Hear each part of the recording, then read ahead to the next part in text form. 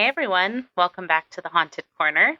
I'm Ashton, and today I have another spooky historical tale about a prison located in, you guessed it, West Virginia. Really quickly though, I wanted to say thank you to you. You all have been sharing the podcast like crazy, and it's been so amazing.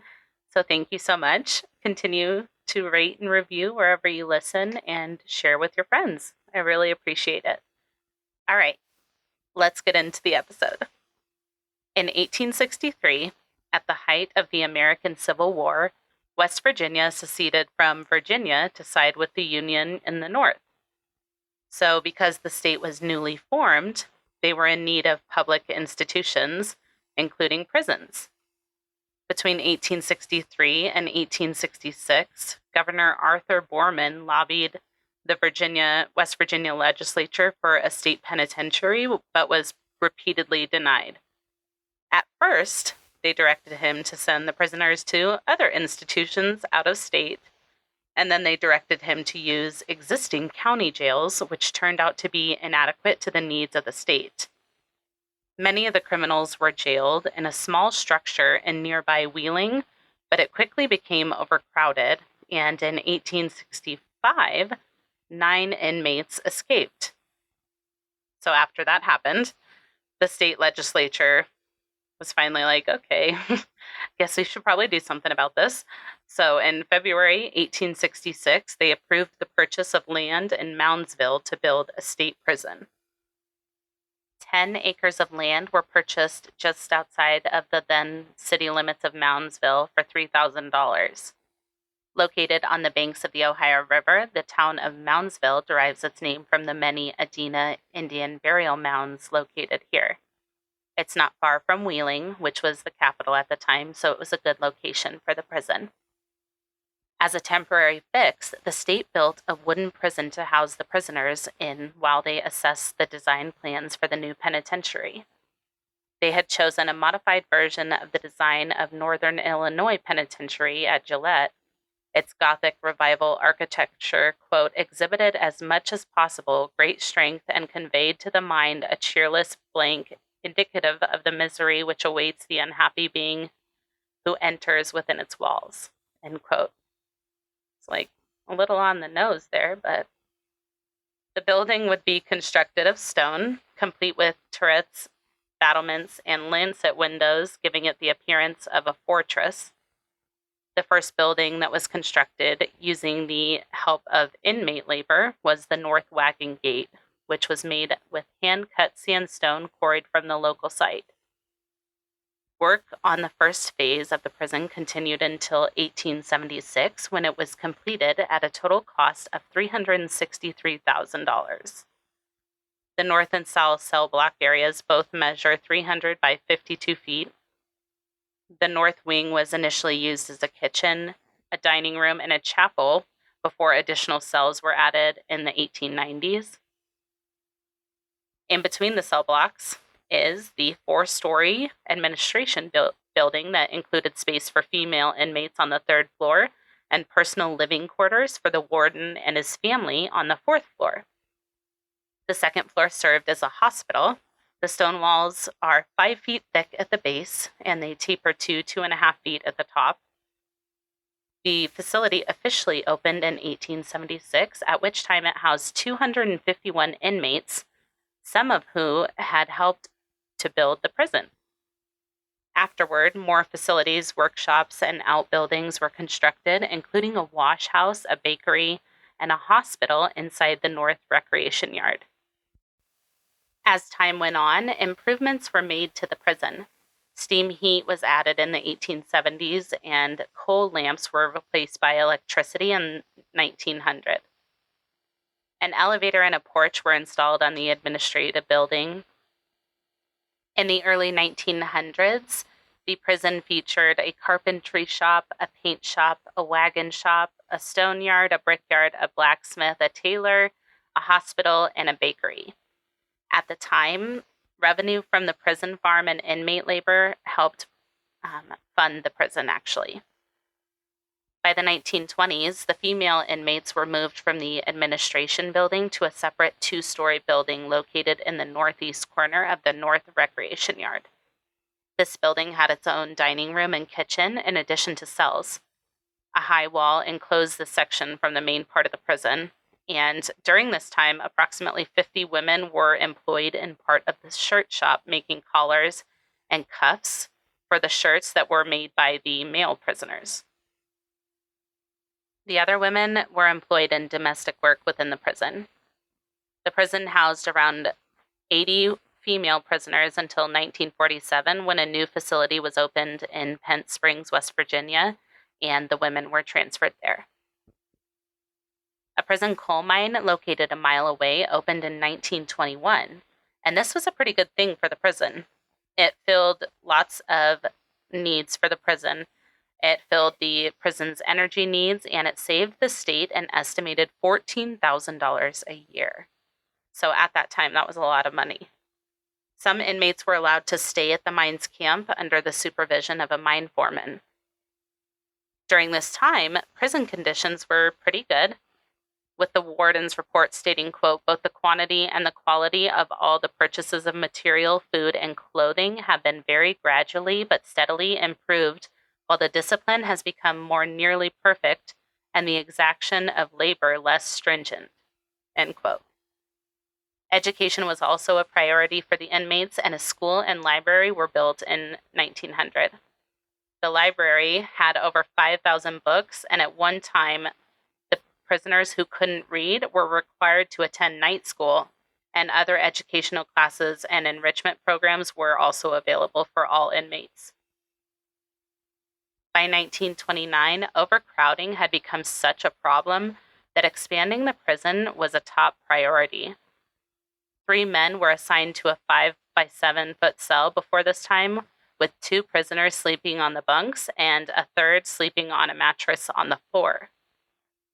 The inmates would again be utilized in the construction, which was completed in 1959. As time went on, the conditions of the prison did not get better. They continued to get worse, and the facility would be ranked on the U.S. Department of Justice's top 10 most violent correctional facilities list during its 119-year history. In total, 36 homicides took place in the prison. Like many prisons, West Virginia Penitentiary had its own social hierarchy among the inmates, and they did not take lightly to snitches. And this was evident on one night in October of 1929, inmate number 44670, better known as R.D. Wall, was headed down to the part of the prison where the boilers were kept when he was jumped by 3 other inmates. The men stabbed R.D. Wall to death with dull shivs. In 1983, convicted multiple murderer Charles Manson requested to be transferred to this prison to be nearer to his family. While his request was denied, the handwritten letter can be seen on display while touring the prison. Between 1899 and 1949, 85 men were hung from the gallows at the penitentiary. The public could attend hangings, which were public until June 19th of 1931. On that date, Frank Heyer was executed for murdering his wife. When the trapdoor beneath him was opened and his full weight settled into the noose, he was instantly decapitated. So, following this event, attendance at hangings was by invitation only, apparently, which sounds strange. Like, come one, come all. The last man executed by hanging, Bud Peterson from Logan County, was buried in the prison cemetery because his family refused to claim his body. In 1951, an inmate named Paul Glenn was asked to build an electric chair to carry out future executions because the hangings were not going well, obviously. So the chair, dubbed Old Sparky, is still on display at the prison. 9 more prisoners were executed by the electric chair before the state of West Virginia finally outlawed capital punishment in 1965. On November 7th of 1979, there was a large prison break when 15 inmates escaped. During the escape, inmate Ronald T. Williams stole a prison guard service weapon, and when he encountered 23-year-old off-duty West Virginia State Trooper Philip S. Kesner, he shot and killed him. Over the next 18 months, Williams remained at large, committing crimes across the nation and killing a man in Arizona during a robbery. After making the FBI's 10 most wanted list, he was involved in a shootout with federal agents at the George Washington Hotel in New York City in 1981. He was apprehended and returned to West Virginia to complete several life sentences, which he was sentenced to, and he remains in custody there today. By 1986, the prison was not in a great place. Had its problems, okay? So there was plumbing issues, there were bug infestations, and overcrowding was again a big problem. The prison had a population of more than 2,000 men at that time, and security was so loose that some people described the facility as a, quote, cons prison, where most of the locks on the cells had been picked and inmates roamed the halls freely. Now, on January 1st, 1986, it was a holiday. The prison was short-staffed because of that, and inmates in the prison rioted. Around 5:30 p.m., 20 prisoners, who belonged to a group called the Avengers, stormed the mess hall and attacked Captain Glassick, 5 other officers, and a food service worker. All of them were slammed to the floor and handcuffed with the guards' handcuffs. More hostages were taken throughout the 2-day upheaval. During the riot, 3 inmates were killed. Negotiations with Governor Arch Moore Jr. resulted in a new list of rules and standards on which the prison would operate.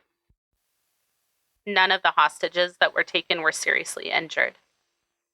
That same year, the West Virginia Supreme Court ruled that confinement to the 5 by 7 foot cells constituted cruel and unusual punishment. Over the next decade, the population of the prison was reduced due to the building of more prisons. By 1995, the facility held only 600 to 700 inmates when the decision was made to close the facility. Most of the inmates were transferred to the Mount Olive Correctional Complex in Fayette County, West Virginia. A smaller correctional facility was built a mile away in Moundsville to serve as a regional jail. After the prison closed its doors as a state institution, the Moundsville Economic Development Council obtained a 25-year lease on the complex. The facility is used for training law enforcement and corrections practitioners with regular mock riot drills. It's also open for tours and, you guessed it, paranormal investigations. So let's talk about the spooky stuff, the ghosts, the haunted corners of the prison. See what I did there? It's not exactly hard to believe that this place is haunted, not only because of the dark history of the prison, but also because of its location. It was built directly across from the Grave Creek Mound, one of the largest conical-type burial mounds in the United States. Members of the Adena culture moved more than 60,000 tons of dirt to create it in about 250 to 150 BC. Some believe that the energy from the spirits of the Native Americans could possibly be transferred into the prison. Inside the prison, there have been many reports of paranormal activity. Visitors and staff report seeing glimpses of apparitions, smelling strange odors, weird noises, echoes of and feelings of being watched, as well as strange disembodied voices. Visitors have been touched, tapped, even pushed by invisible hands, and cameras have captured strange, ghostly mists, figures, and orbs. Some people have even seen the ghosts of prisoners in uniforms walking around the halls and disappearing without any explanation. One particular spooky location is what is known as the Sugar Shack. This was a room that was located in the basement. It was created for the purpose of recreation for the inmates when outside weather conditions would not permit them to go outside. But that's not what it was used for. It was once infamous for illegal gambling, drug deals, rapes, fighting, and even murders. Today, many investigations lead to paranormal discoveries in this area. Sometimes witnesses can hear people arguing and talking, while other times only whispers can be heard. Many strange noises and cold spots can also be felt in this area.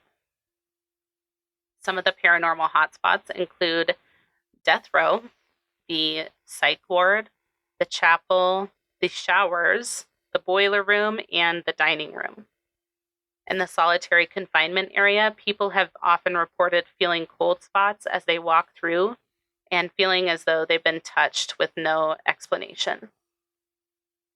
There's one specific spirit that is called the Shadow Man because he doesn't have any visible features and he lurks in the shadows.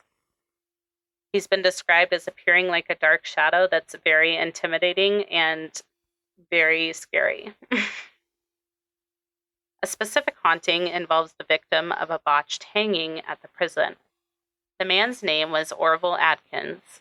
He was up on the scaffold, but the trapdoor opened prematurely and he fell down through the hole, landing on his head. He was injured but still alive. He was then pulled back up to the scaffold and once again hanged. His footsteps are said to be heard slowly pacing back and forth in the area. The North Hall was where the prison's worst offenders were placed, not for the crimes they committed outside, but for their violent behaviors inside the prison. They were locked down in their cells for 23 hours a day, but this didn't stop the crimes from happening. 2 murders actually occurred in this area, and many visitors now experience feelings of being watched, cold spots, and an overall uncomfortable feeling. Over 119 years of dark energy inside one building. It's no wonder that there have been so many reports of paranormal incidents.